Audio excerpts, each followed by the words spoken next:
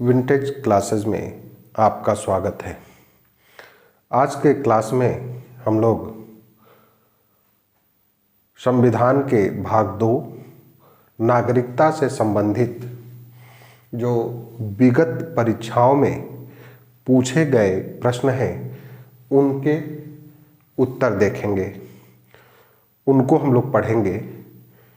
क्योंकि किसी भी अध्याय का अध्ययन करने का तात्पर्य यह होता है कि क्या हम उस अध्याय से आए हुए प्रश्नों को हल कर ले रहे हैं। सबसे महत्वपूर्ण बात यह होती है कि जो हमने पढ़ा, क्योंकि हमको परीक्षा पास करनी है और परीक्षा पास करने के लिए हमको प्रश्नों को हल करना जरूरी होगा। क्योंकि जब हम प्रश्न हल करेंगे और सही हल करेंगे तभी हम जो है परीक्षा पास कर सकते हैं। तो किसी भी चैप्टर को पढ़ने के बाद उससे संबंधित आए हुए जो प्रश्न हैं उनको हल करना बेहद जरूरी होता है। क्योंकि एक ही प्रश्न को कई तरीके से घुमा घुमा के पूछा जाता है जिसमें कन्फ्यूजन पैदा हो जाती है। तो जब आपकी ये प्रैक्टिस होगी तो आपको कन्फ्यूजन नहीं होगी। इसलिए हम हर जो चैप्टर पढ़ा लेते हैं तो जो पीसीएस परीक्षा में आए हुए प्रश्न हैं उनके उत्तर हम जरूर बताते हैं। ठीक है। पहले के कक्षाओं में हम लोगों ने जो प्रश्न हल करने की विधि थी हमारी, वो थी कि हम विकल्प भी लिखते थे, तो उसमें समय ज़्यादा लगता था। ठीक है। आज हम केवल प्रश्न और उसके उत्तर, क्योंकि सटीक जो आंसर है उसी को हल करेंगे। ठीक है।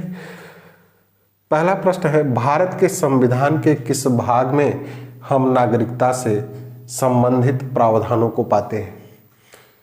इस प्रश्न का यह अर्थ है, यह यूपी पीसीएस 2018 में पूछा गया है कि भारतीय नागरिकता को प्राप्त करने का जो नियम है वो भारतीय संविधान के किस भाग में दिया गया है। पहले ही क्लास में हमने यह बताया कि भारतीय नागरिकता से जो प्रावधान दिए गए हैं, भारतीय नागरिकता से संबंधित जो प्रावधान दिए गए हैं वो किस भाग में है, 2 में। यहाँ उत्तर 2, विकल्प में 2 था इसलिए 2। भारतीय संविधान के कौन से अनुच्छेद नागरिकता से संबंधित है। यहाँ अनुच्छेदों को दिया गया है। फिर से हम आपको रिकॉल कराते हैं कि भारतीय संविधान के भाग 2 में अनुच्छेद 5 से 11 तक भारतीय नागरिकता से संबंधित जो नियमावली है वो दी गई है।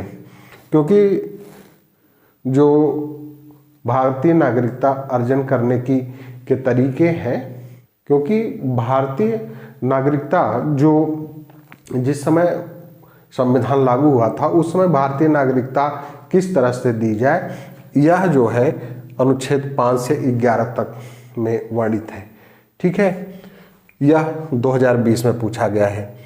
भारतीय संविधान निम्न में से कौन सी नागरिकता प्रदान करती है।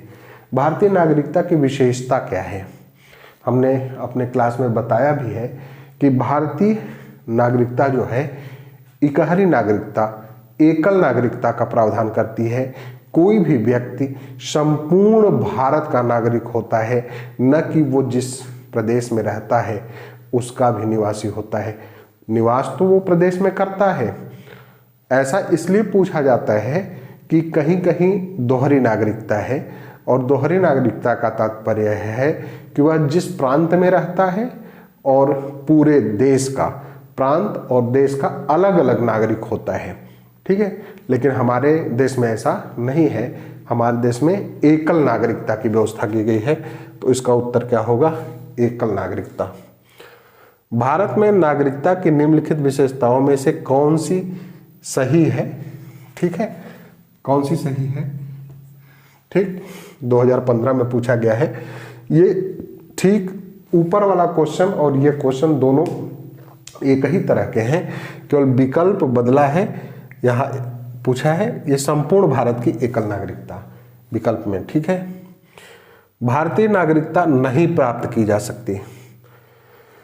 देखिए, जो भारतीय नागरिकता अधिनियम 1955 है, उसमें 5 तरह की विधियां दी गई हैं जिसके माध्यम से भारतीय नागरिकता प्राप्त की जा सकती है।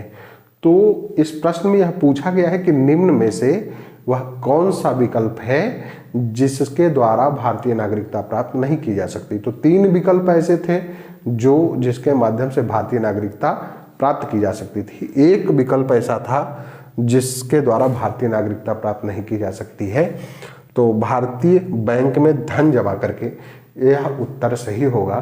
ठीक है, वैसे हम आपको फिर से दोबारा अपने क्लास में ले चलते हैं कि हमने बताया कि 5 तरीके से, एक जन्म द्वारा, एक वंशक्रम द्वारा, एक पंजीकरण द्वारा, एक देशीकरण द्वारा और एक भू राज्य क्षेत्र को अर्जित करके, ये 5 तरीके हैं जिनके माध्यम से नागरिकता प्राप्त की जा सकती है। ये भारतीय नागरिकता अधिनियम 1955 द्वारा निर्धारित किया गया है। ठीक है, तो इसको ध्यान रखिए।